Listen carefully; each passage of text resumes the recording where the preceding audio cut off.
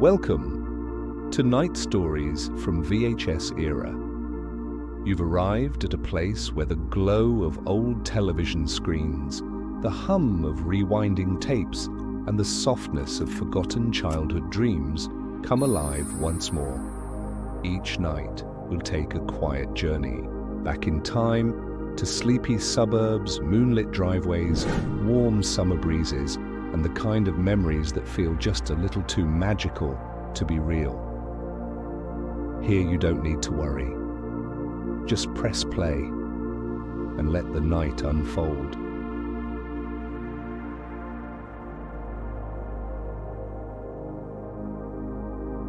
Before we begin tonight's story, let's take a moment to slow down. Close your eyes. Take a deep breath in through your nose.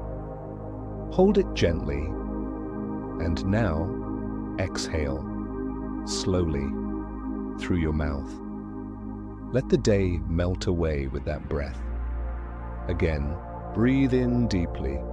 Feel your shoulders soften. Now, release and let go of everything you don't need to carry right now. Imagine you're lying on a cozy bed in your childhood room. Outside, the wind hums softly. The light from a small lamp glows like a warm memory, and the sound of a distant VHS tape spinning fills the air with comfort. You are safe. You are still. And the night is yours. Let's begin tonight's story. Welcome to Night Stories from VHS Era, where we close our eyes and travel back to the soft, flickering glow of the 90s and age of strange obsessions, warm analog memories, and things we can barely explain. Do you remember the first time you felt that tingle down your spine, reading something that made the world feel much bigger than you'd ever imagined? Have you ever stood in front of a newsstand heart pounding because something on a magazine cover spoke directly to your soul? And why were we so certain that UFOs were real? What made us believe so deeply, even before we had the internet to feed our curiosity? Stay with me until the end of this video, because by then, you'll know how a single magazine cover changed everything for me, and maybe you'll remember your own moment of belief too. It was the summer of 1993. I was 12 years old, and I still remember the sun filtering through the dusty windows of Fernandez's newsstand on Main Street. It was a tiny place, squeezed between a laundromat that always smelled like warm fabric softener and a VHS rental store where cardboard. Cutouts of Arnold Schwarzenegger and Kevin McAllister stood guard at the entrance. Every Friday afternoon, I'd head there on my bike chrome handlebars, wrapped in fading tape, spokes clicking as I slowed to a stop. I wasn't there for candy anymore. I had outgrown bubble tape and warheads. What I wanted was wonder. The newsstand had a distinct smell like old ink and cardboard and something vaguely metallic. It was always a little too warm inside, with a fan lazily turning on the ceiling. I'd scan the rows of Nintendo Power, Mad Magazine, Bop, TV Guide, and of course, Goosebumps books, stacked in a wire basket near the register. But that day was different. Do you remember how certain images from childhood burn themselves into your brain forever? That's how it was for me when I saw that magazine. It was sitting there tilted slightly on the rack, just enough to catch the light. The cover was dark, stormy sky, a blurred tree line in the distant sand in the center of it.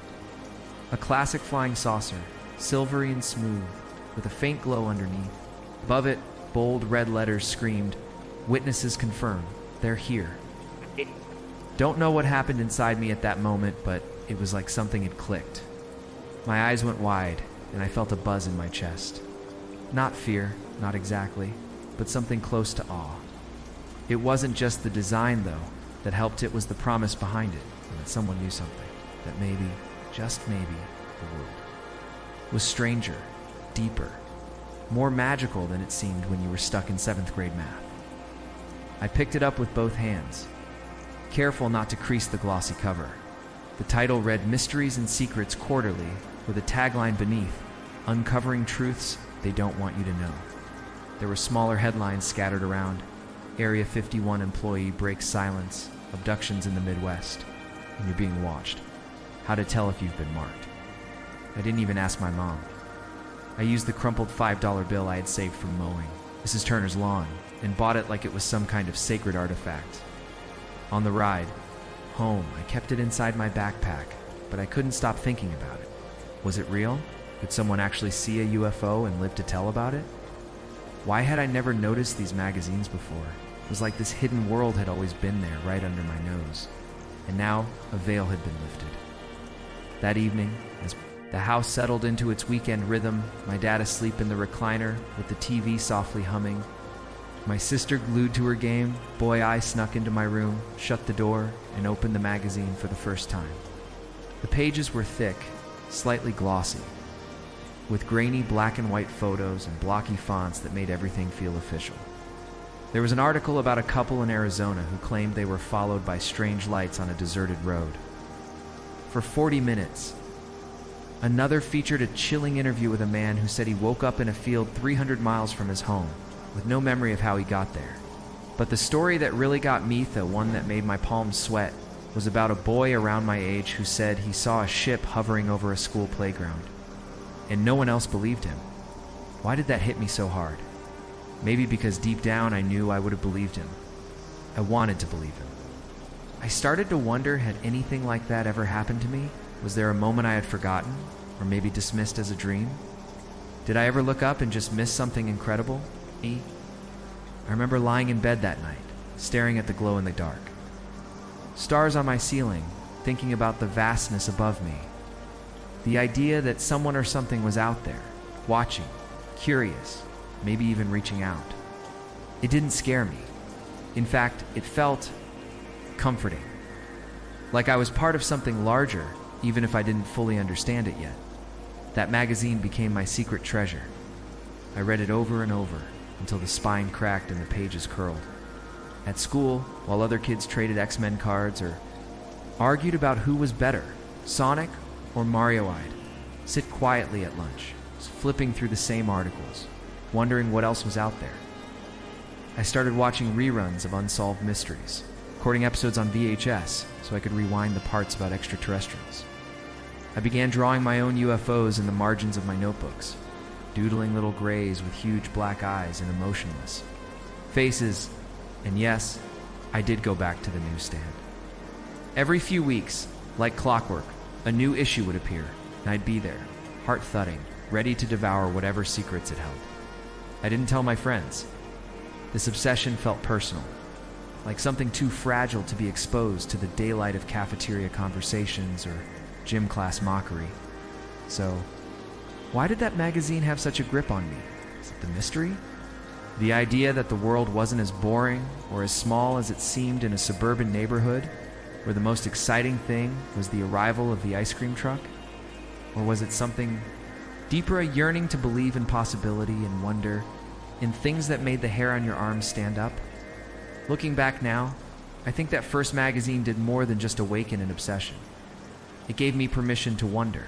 World of schedules and school bells and perfectly logical adults. It handed me a key to a door labeled maybe. And that, for a lonely kid in the early 90s, was everything. So yes, I remember exactly how it felt to discover that UFO magazine for the first time. The newsprint on my fingers. The way the fluorescent light bounced off the cover. The hum of the fan above my head, spinning lazily as the world tilted ever so slightly toward the extraordinary. And if you've ever felt that tooth itch behind your eyes, not need to know more than you understand. You were there with me, standing in that quiet little store, staring at the stars from the floor of your childhood bedroom, waiting for something to show up. Because once you've opened your mind to that kind of mystery, it never really goes away. And sometimes, even now, I wonder, what if they were trying to reach me all along? Back in my room, after school, or sometimes even before it, I would open the magazine slowly, as if peeling back the curtain of a secret world no one else around me seemed to care about. The paper had that distinct smell, a mix of ink and dust. And the pages were slightly glossy, the kind that stuck together if the air was humid. I always handled them carefully, almost reverently, as if I were holding on to classified government files. That's how real it all felt. I would lie on my bed, legs crossed at the ankles, a can of cherry Coke on my nightstand, and begin reading about the strange and fascinating world of alien abductions. Do you remember what it felt like to completely lose yourself in a story? To not just read, but believe?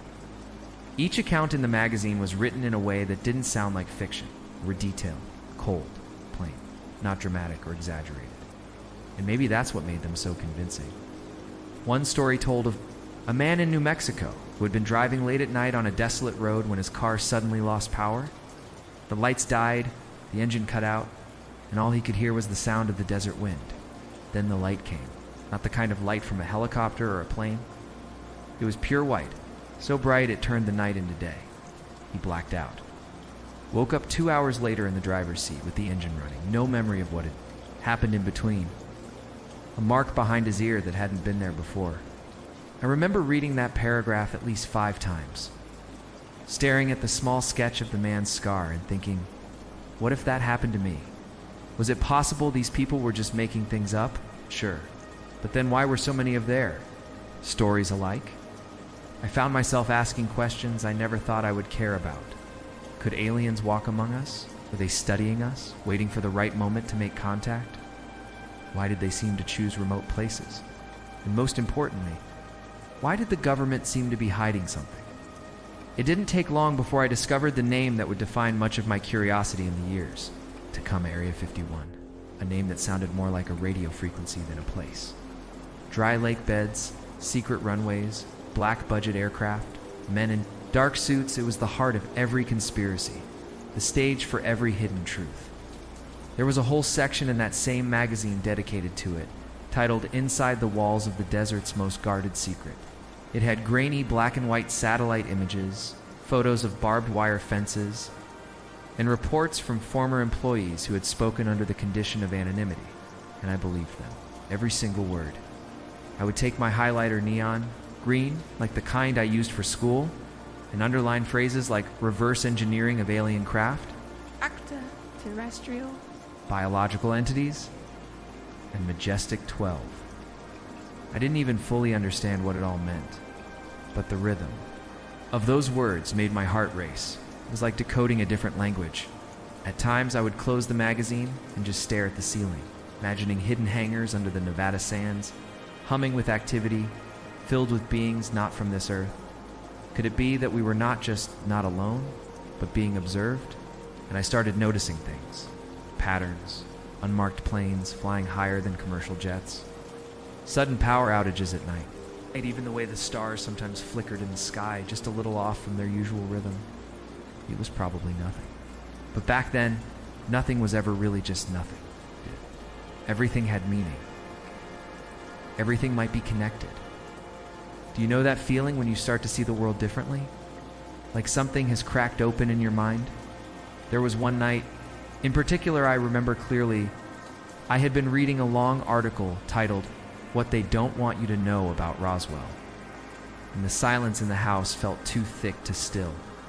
My parents had gone to sleep early, and the only sound was the quiet buzz of the ceiling fan above. Me. I turned off my lamp and opened the window, letting the night breeze slip in. I sat there, elbows on the windowsill, staring into the sky, waiting, wondering, half hoping. Was that a satellite or something else? My eyes traced the stars, one by one, until they started to blur. My imagination filled the gaps. It was around that time I stopped thinking of the sky as just a sky. To me, it became something deeper, a vault, a frontier, a kind of unspoken promise that we didn't know everything yet, and it was addictive. I started going back to the newsstand, every other week, eager for the next issue. Sometimes they'd get a new one with more technical articles, blueprints of supposed alien craft, interviews with whistleblowers, and I'd buy it with the same anticipation kids had when getting a new Game Boy cartridge. My room slowly turned into a kind of command center. Stacks of magazines under the bed, clippings taped to the wall, a sketch pad where I drew what I thought alien ships might look like. One drawing I remember clearly had sharp angles, a kind of flying triangle, with no windows and no visible propulsion. I labeled it Black Manta, in red ink. Years later, I would read about sightings of similar crafts, and it would send a shiver. Down my spine, the obsession grew quietly. It wasn't loud or dramatic. It wasn't something I talked about at school. It was always there. Every quiet moment became a chance to revisit the pages, to memorize details, to trace the hidden, the thread of something more, something waiting. I even began keeping a journal, not for school, not for friends, just for myself. I wrote down dates and times of strange dreams I had. Moments when the TV signal would go fuzzy out of nowhere. Nights when I felt something watching. Of course, it could have just been my imagination. But when you're that young and that curious, imagination is half the experience. One journal entry from March 1996 reads, "Heard a loud humming around 2:14 a.m. Looked out window. Nothing there. But the dogs on the street were barking like crazy. Why? I was 13. And for the first time, I felt like I was uncovering a reality. Most people didn't want to see. Do you ever miss that kind of wonder? It's that pure, unquestioning belief in the possibility of something bigger? That's what those magazines gave me. They weren't just paper and ink. They were keys to stories, to theories, to a world beyond my bedroom walls. And they made me feel something that's hard to describe now, like I was part of something. Even if I didn't know exactly what that something was, the quiet thrill of not knowing. The gentle pull of the mysterious. By the end of that first month, I had read and reread every page. I had marked the most chilling stories, folded down the corners of my favorite accounts, and even copied a few of the illustrations by hand. Some I believed, some I questioned, but all of them filled me with that same electric curiosity. And most of all, I began to look up more often. To pause during the evening and just let my eyes scan the sky, waiting for something to move, something to flash, something to remind me that maybe, just maybe, the universe was closer than we thought. That's how it started, with one magazine, one cover, one sentence that dared me to believe, and before I knew it, I was chasing the sky. After a few months of devouring every magazine I could find on the topic, something shifted. To build something I could return to, something that felt like my own archive. That's when I began cutting the articles. It started innocently, just a few snips here and there, a headline that caught my eye. A photograph of a supposed craft hovering above a lonely field, a diagram of how an alien abduction might occur. But before long, it turned into something much more serious. I turned one of my old school notebooks into what I proudly called my UFO dossier. It was blue, spiral bound, the kind we used for math homework. Only this one had top secret written.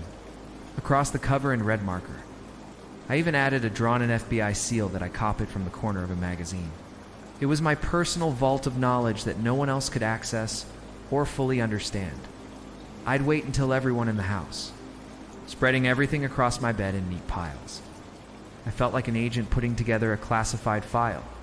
I'd cut each article with precision, trimming off unnecessary text and saving only what truly mattered. The sightings, the maps, the government memos, the quotes from frightened witnesses. Some pages had burned edges I added myself to make them look aged, like they had come from a recovered wreckage site. I was 13, but inside my mind I was already working on something far more important than school.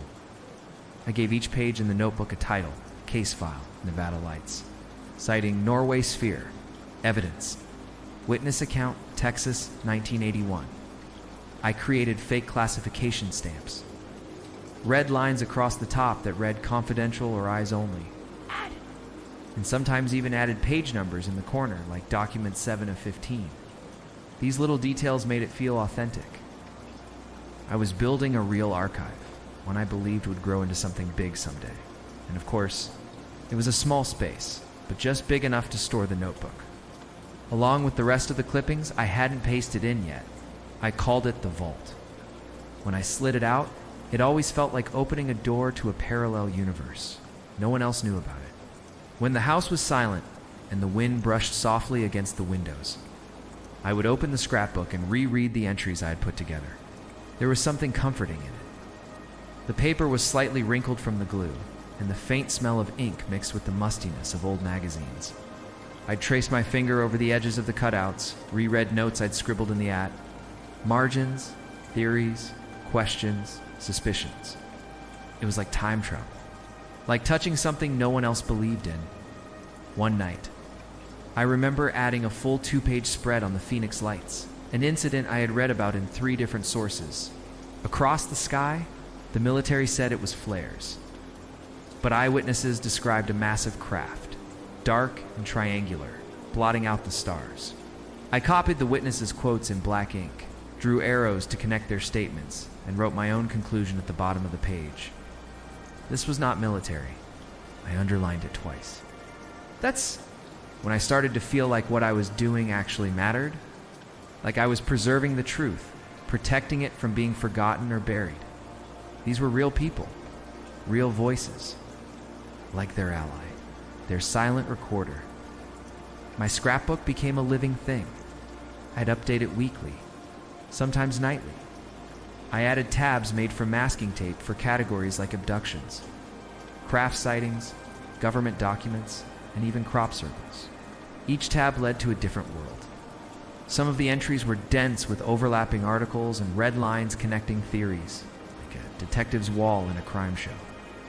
Others were just a single, chilling photo and a short note. No explanation, no follow-up. Vanished at school. I would sit in class pretending to take notes while actually drafting new entries in my notebook margins. I'd sketch craft designs based on descriptions, write questions like, do aliens choose people or places? Or, why are lights always white or blue?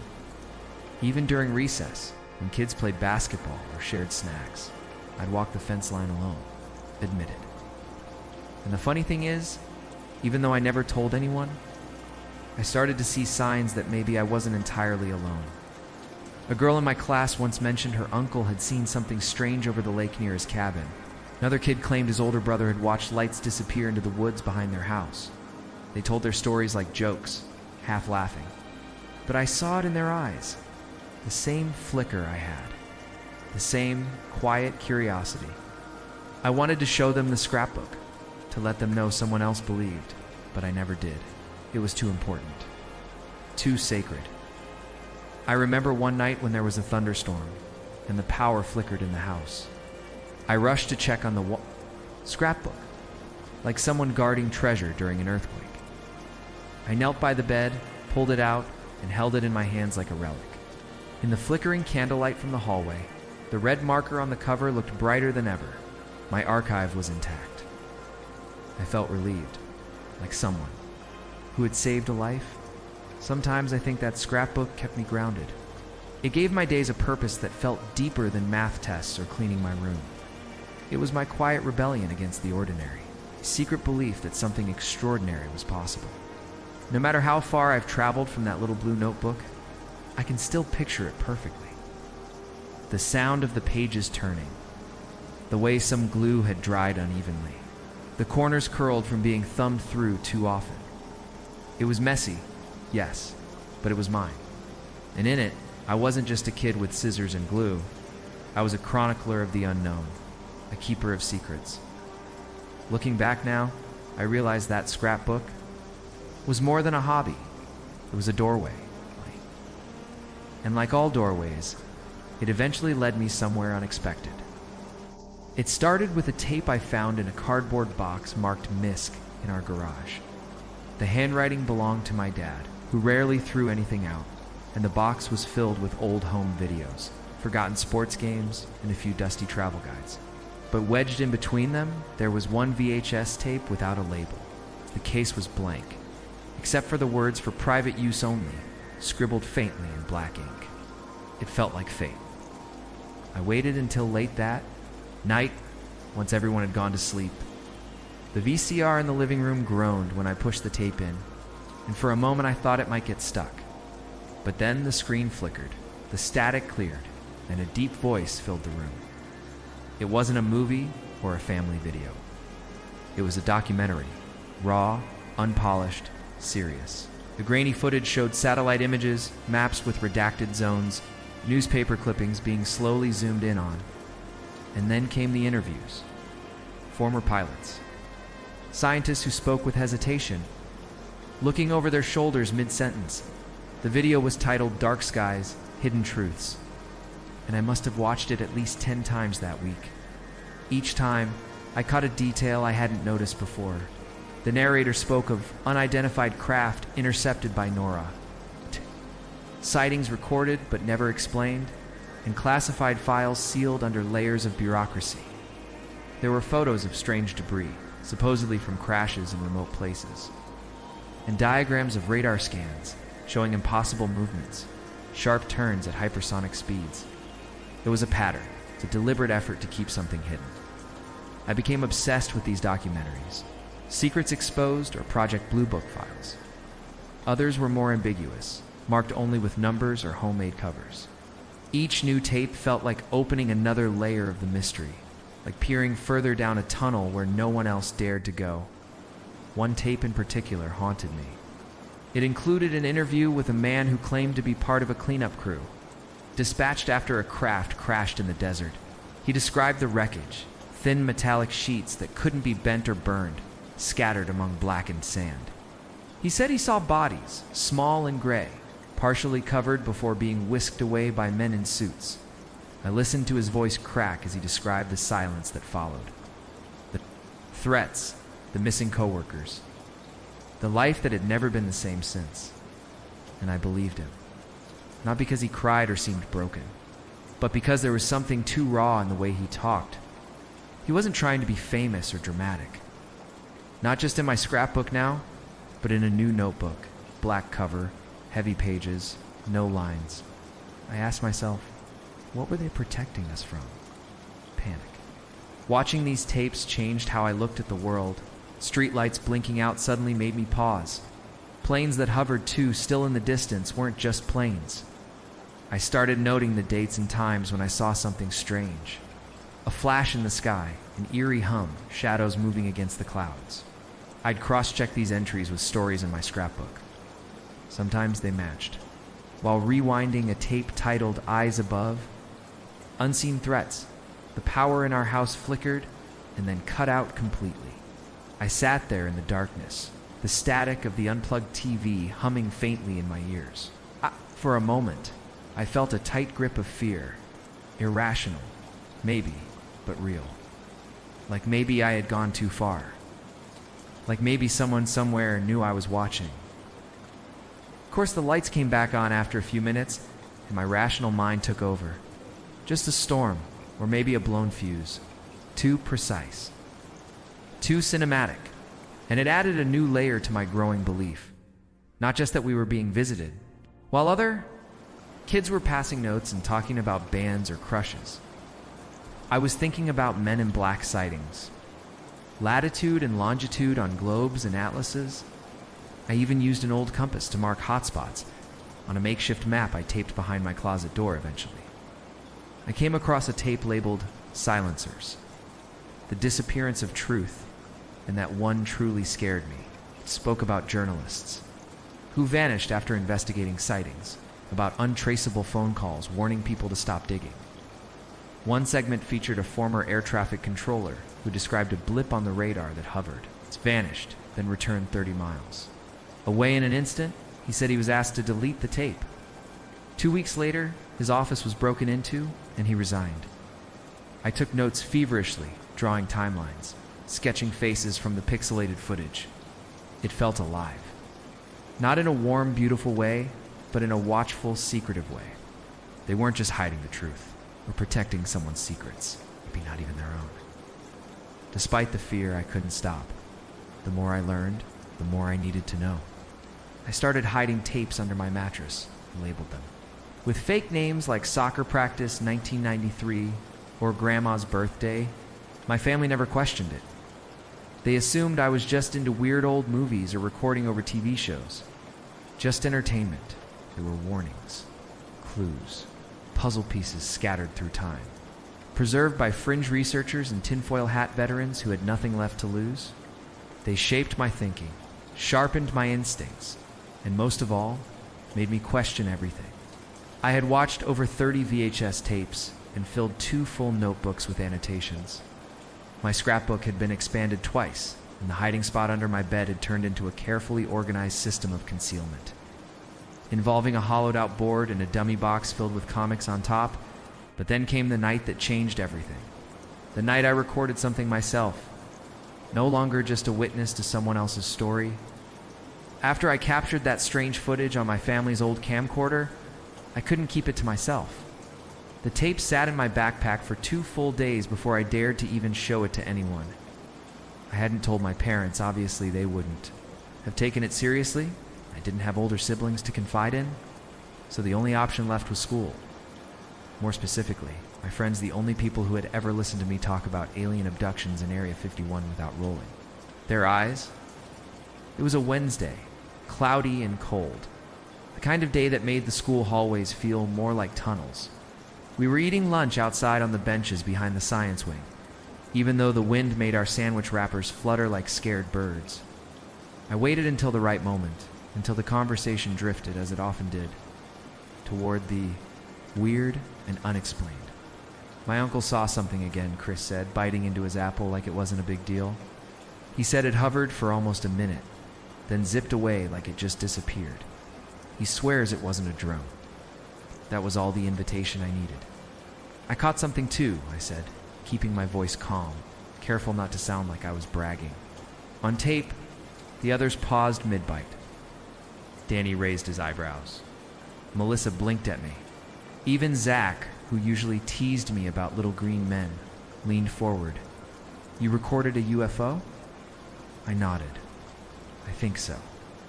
It was above the cornfield past the train tracks, near the old water tower. Bright, moved in a way nothing should.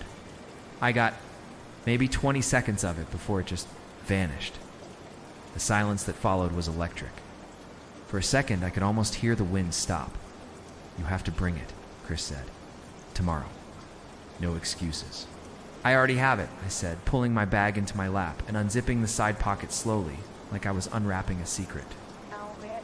You can't just watch it at school. Too many people. We'd need to go somewhere quiet. That Friday, we met in Danny's basement. His parents worked late, and the place was always dark, with an old TV and a VCR still hooked up for movie nights. I brought the tape, my hands sweating the whole way over. I wasn't afraid of being wrong. I was afraid of being right. Of them. Seeing what I saw, and finally understanding that this wasn't just some obsession, it was real. When the footage played, no one said a word. The grainy image showed the sky, then a faint pulsing light above the treetops. It shimmered, shifted, darted upward, and vanished in a sudden blink that made the screen go fuzzy for a second. After it ended, Zach was the first to speak. That was not a plane.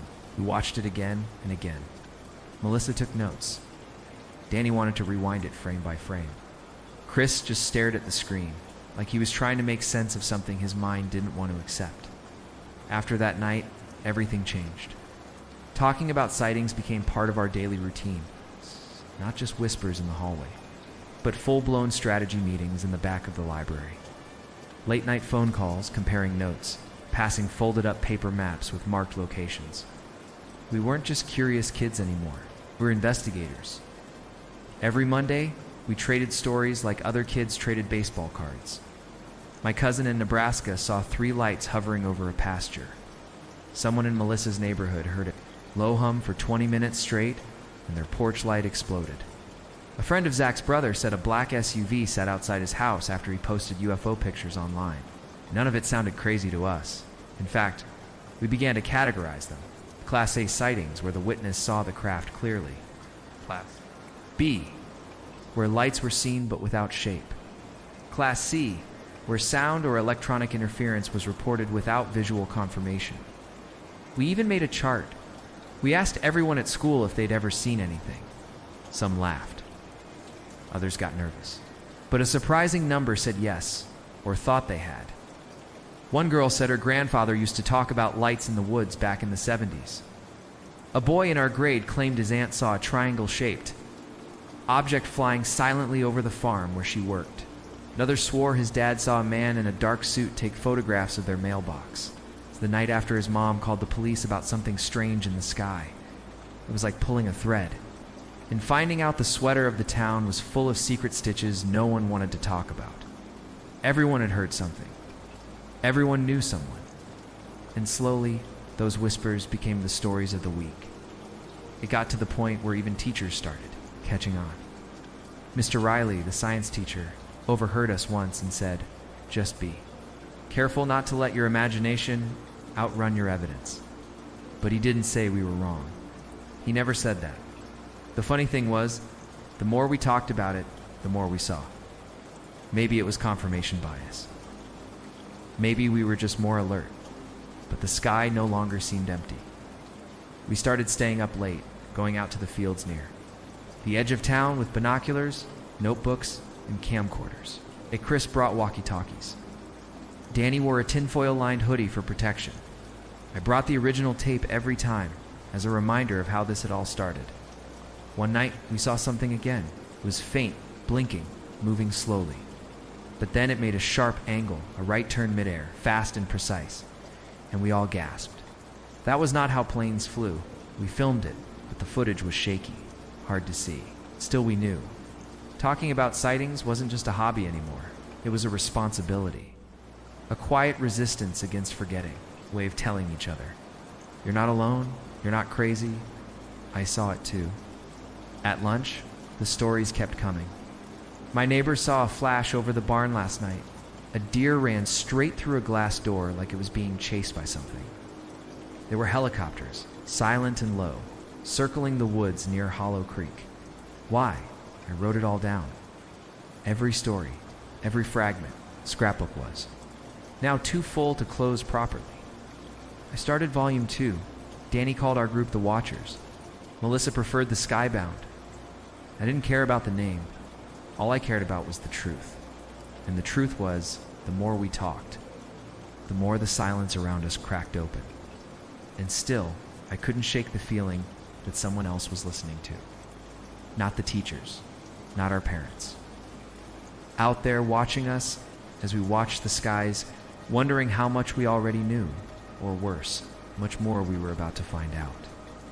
After weeks of collecting stories, footage, and speculation, it was only a matter of time before someone in our group said it out loud. We need a way to prove this. It's like detect them before they show up. It was Chris, naturally. He had been growing more restless, more obsessed with the idea of tracking them instead of waiting for them to appear. The stories were piling up, sure, but they were always after the fact. Bright lights, strange sounds, blurry tapes. No one ever got ahead of the moment. We were always reacting, never prepared. That's when the idea struck us like lightning. Build something. An alien detector. Something that would tell us if they were near. It sounded ridiculous even in our heads, but none of us laughed. We were too far in now to back away from what might sound crazy. And maybe, just maybe, it wasn't. We didn't have a clue where to start, of course.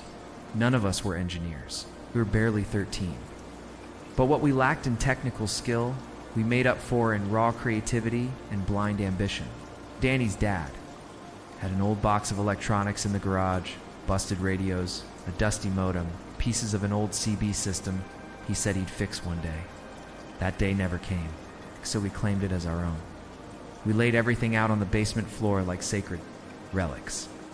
Wires, antennae, knobs, boards with mysterious circuits, blinking LED parts that still lit up when we prodded them with batteries. It was like unearthing a miniature junkyard from another time.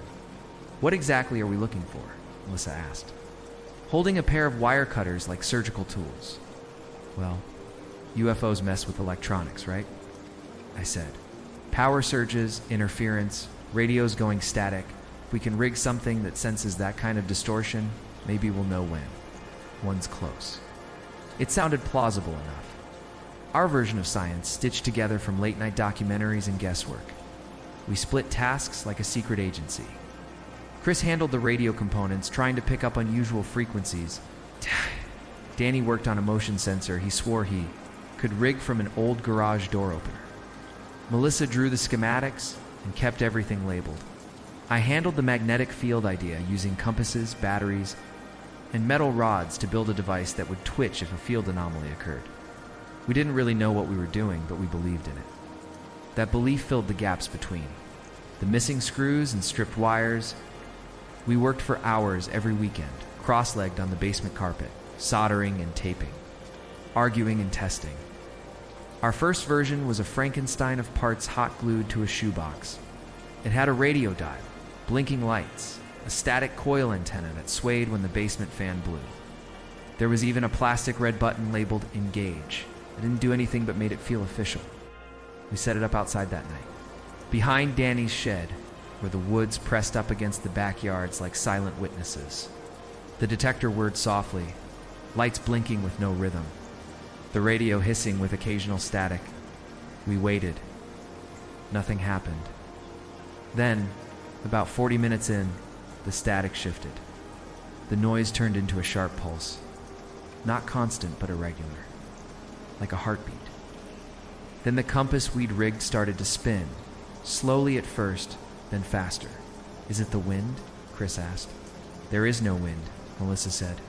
We all leaned in. Chill crawled over my arms.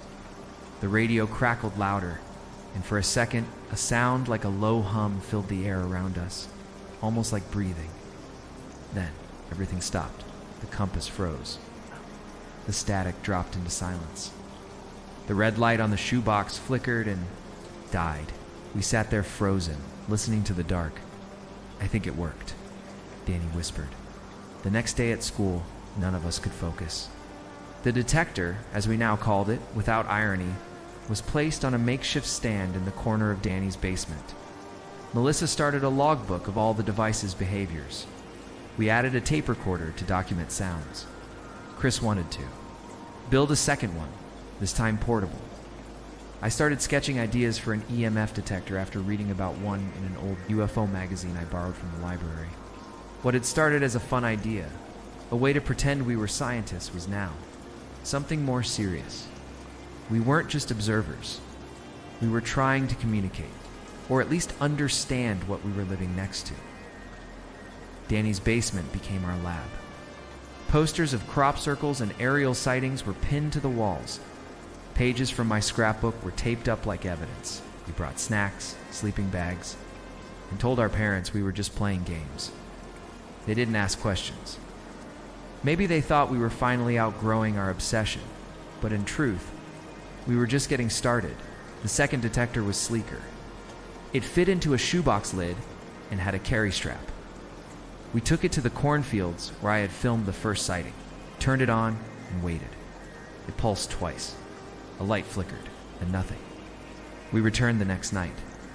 Same spot, same setup. This time, just after midnight, the compass twitched again. The static danced for 6 seconds. We all held our breath. Then the sky lit up with a flash. No thunder. No plane. Just a burst of blue-white light above the trees. We ran. Not from fear, but because we knew. Something had passed by. Something had seen us. We left the detector. Running and picked it up an hour later, the tape inside had picked up faint pulses. Like a Morse code we couldn't translate. We didn't need to know the language to understand. The message they were near, and they knew we were listening. After the night, our makeshift detector pulsed, and the sky lit up with that unexplainable flash. Something shifted in all of us. It wasn't just about watching the skies anymore. We needed to understand what we were dealing with, to give form to the unknown. And so we turned to our notebooks. It started with Melissa.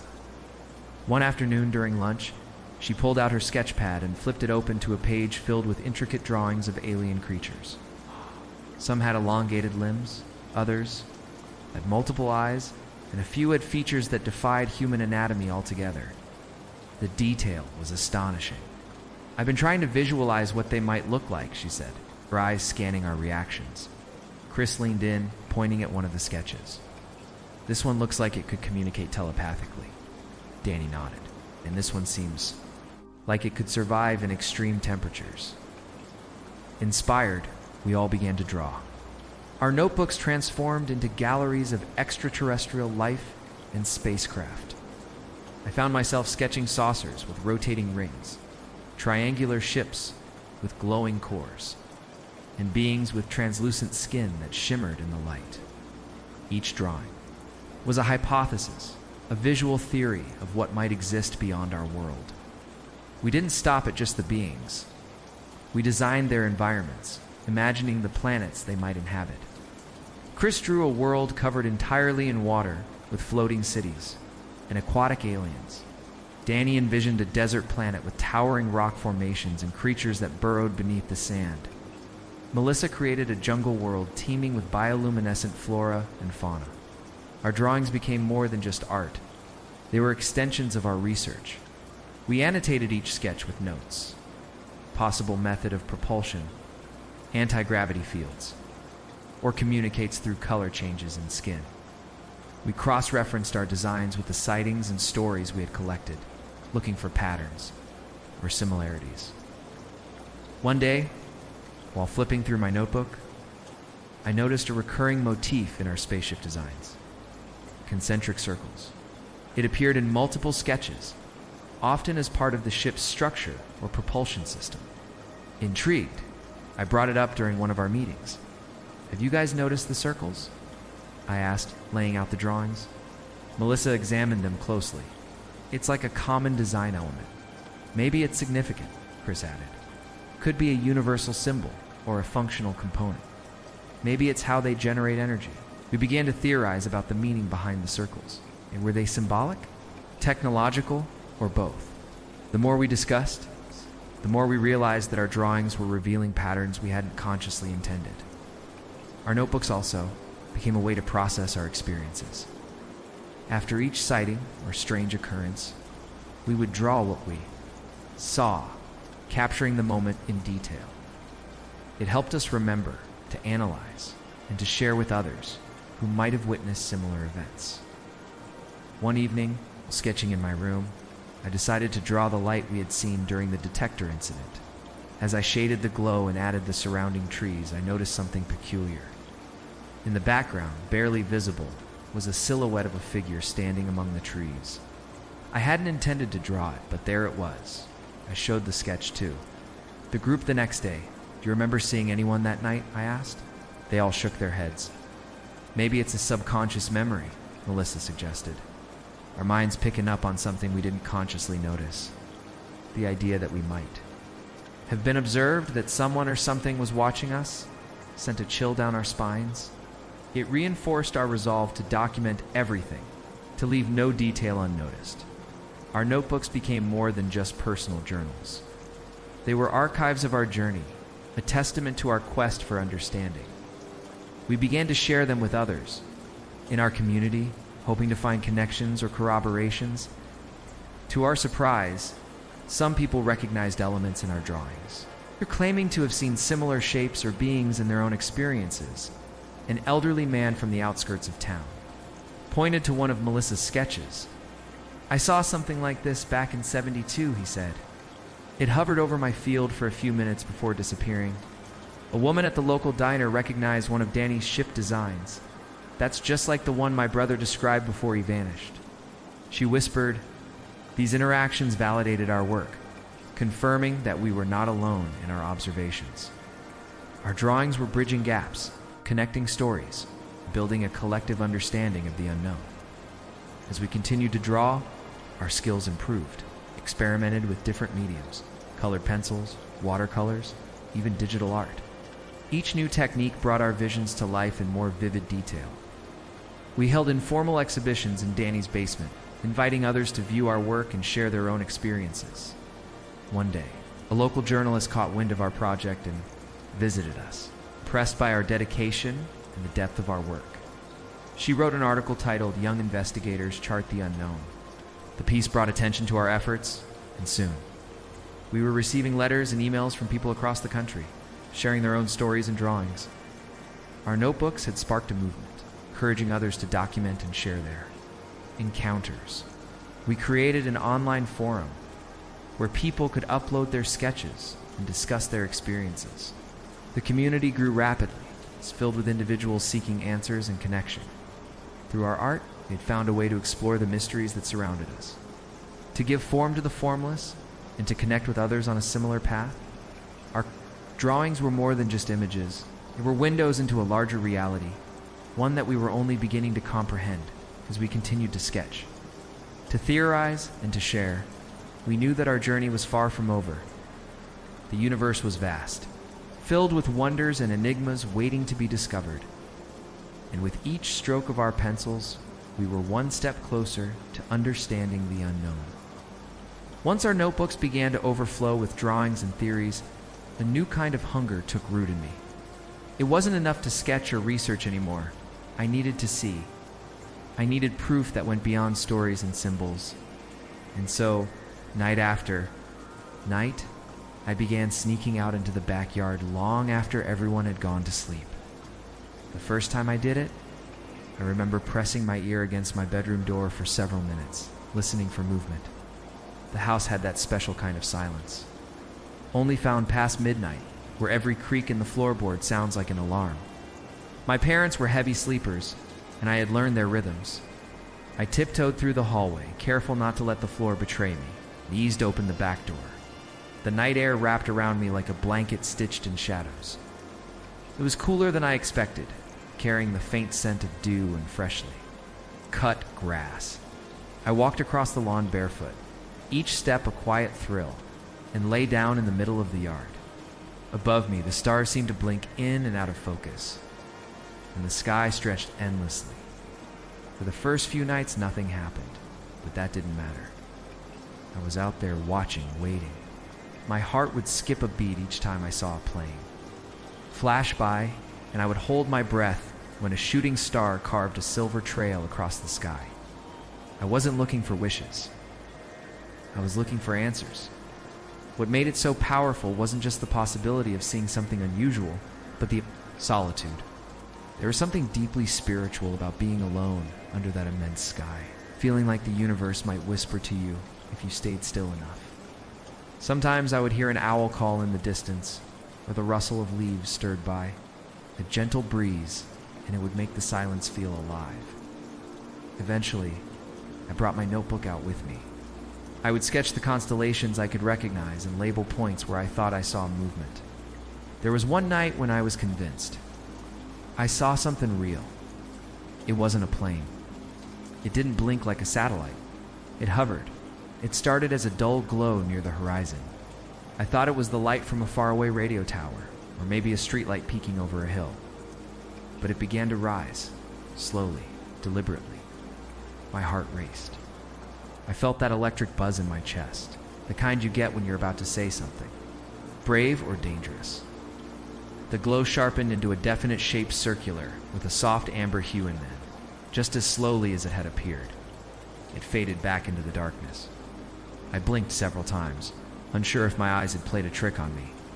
I wrote down everything: time, direction, weather, mood. I even drew the position of nearby stars for reference. When I showed the sketch to the group the next day, they didn't laugh. Instead, they leaned in close, tracing the outline with their fingers. "You really saw this?" Melissa asked quietly. "I think I did," I replied. That was all it took. They began sneaking out too. We coordinated through walkie-talkies and text messages, agreeing to meet in our respective backyards at the same time, each of us lying flat on the grass, watching the skies from our own corners of the neighborhood. It became a ritual, called it the night watch. Sometimes we spoke in whispers over the walkie, sharing what we were seeing in real time. "I think I see a cluster to the west," Chris would say.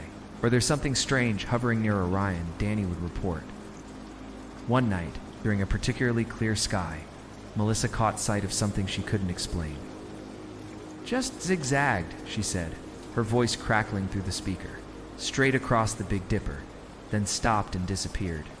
Danny gasped. "I saw it too." We began recording these sessions with handheld camcorders and even set up an old baby monitor pointed at the sky, hoping it might capture something we missed. We kept logs of every night we went out, noting the conditions, the temperature, any strange behavior from animals, and of course, our sightings. We even gave ourselves code names. Melissa was Star Watcher, Chris became Sky Tracker. Danny took Midnight Scout, and I was eyes above. It made it feel official, like we were part of something bigger, something secret. One particularly chilly evening, I wrapped myself in a blanket and lay out as usual. The sky looked darker than usual, and the stars felt sharper somehow, like someone had polished them. I was just settling in when I noticed the air go still, completely still. The leaf rustled, not a single chirp from the crickets. Just silence. Then a faint hum. You're faint, I thought I was imagining it. I sat up, scanning the horizon, and the hum grew, not louder, but deeper, like it was inside my chest. Then I saw a faint pulse of light red, then white, then blue far in the distance. It didn't move like a plane. It moved like it was gliding just above the treetops. I didn't move. I didn't blink. I just watched. It passed in front of. A cluster of stars, blotting them out for half a second, then reappeared and ascended slowly into the sky. Then, with a final flicker, it was gone. No sound, no trace. I told the group the next day, and they listened with wide eyes. Chris cross-referenced the timing with flight logs from the nearest airport. Nothing matched. Danny pulled out an old VHS documentary we had seen months ago and paused it on a frame that looked eerily similar to the pattern one had described. Melissa began researching frequency patterns associated with UFO encounters and came back with a theory about how the hum might indicate an energy field. We were deep in it now. Our nighttime escapades were no longer just about curiosity. They had become part of our lives, part of who we were. Each sighting added fuel to our imagination and depth to our belief. Even the cold no longer bothered us, became part of the ritual, the thrill of sneaking out, the bite of the night air, the pulse of possibility in our veins. It was all worth it. Some nights we didn't see anything, but it never felt like a waste. The act of watching, of waiting, had become sacred. It was in those quiet hours, lying beneath the cosmos, we felt closest to the truth. One night, I lay on the grass, staring at a sky filled with quiet wonder. I whispered to no one in particular, I know you're out there. And for a second, I swear I saw a flash in response. It didn't happen all at once. The shift was slow, creeping in through the cracks of our conversations, hidden between late-night theories and shared sightings. At first, we were just curious. Curious kids trying to make sense of strange events and secret patterns in the sky. But the more we dug, the more we found things that didn't add up. And soon, curiosity wasn't enough. It became a mission, a deeply personal one. I remembered the exact moment my mindset changed. It was during a school assembly about civics where our principal talked about transparency and trust in institutions. He said, in a democracy, truth is never hidden from the people. I sat there, trying not to laugh. Not because I didn't want to believe it, but because I already knew better. We had seen too much. Too many strange lights. Too many inconsistencies. Too much silence from people who should have had answers. After that, I started paying attention to the way adults talk. Tor avoided talking about certain topics. Every time I asked about UFOs or mentioned strange sightings, the grown-ups either changed the subject or gave me the same tired line, that stuff's just make-believe. But I knew it wasn't. We all did, especially after what we'd seen in our backyards. So we shifted our focus. We weren't just watching the skies anymore. We were watching people, institutions, systems.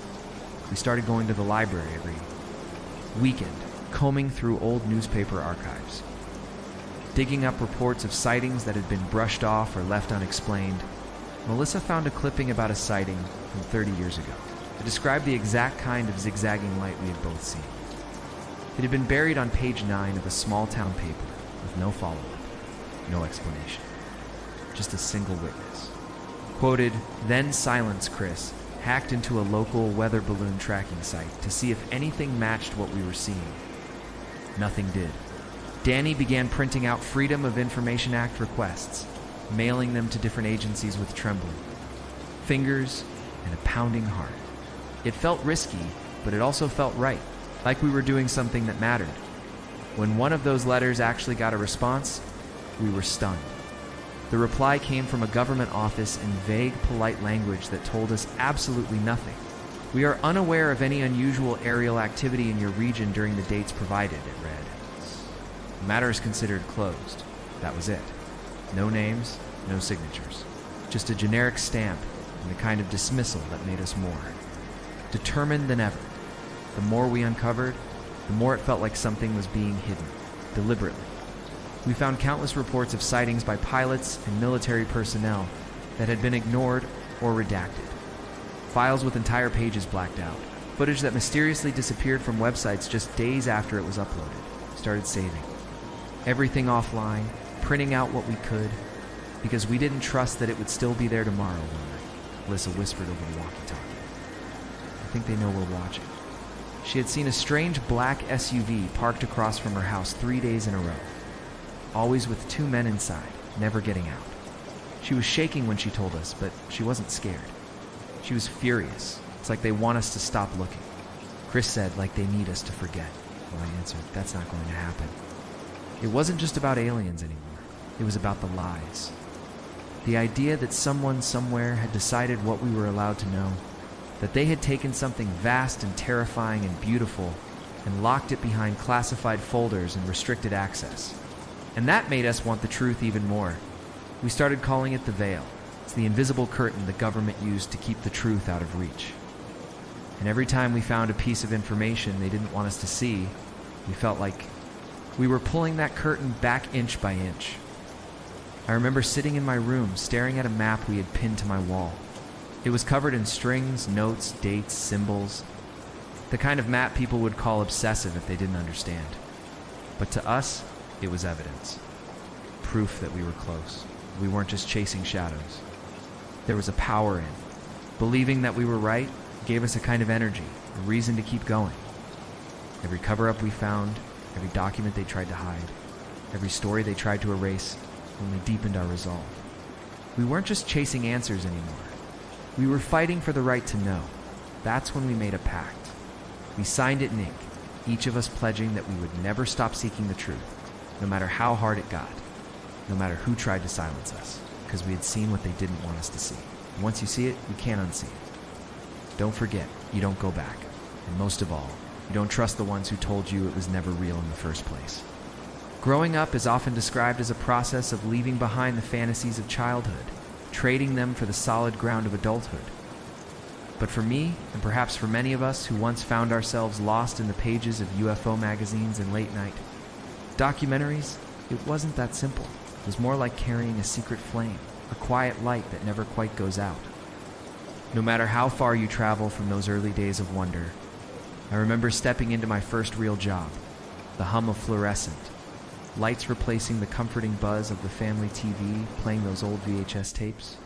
The world suddenly felt bigger, more complicated, filled with responsibilities and deadlines that squeezed out the time I once had to gaze at the stars. Yet, even amidst the stress and noise, there was always a part of me that kept looking up, hoping, waiting. Was I naive? And is it so wrong to hold on to that hope? Sometimes when the city lights dimmed and the sky stretched wide and dark above me, I could almost feel that same excitement bubbling up inside. It wasn't just nostalgia. It was a deep, persistent feeling that there was still something out. There's something just beyond our reach. That sense made me wonder, did any of my childhood friends ever truly stop believing? Or did we all carry that curiosity quietly with us, tucked away beneath the surface of our grown-up lives? I still keep some of those old magazines in my secret scrapbook. They're tucked away in a box on a high shelf, gathering dust, but never forgotten.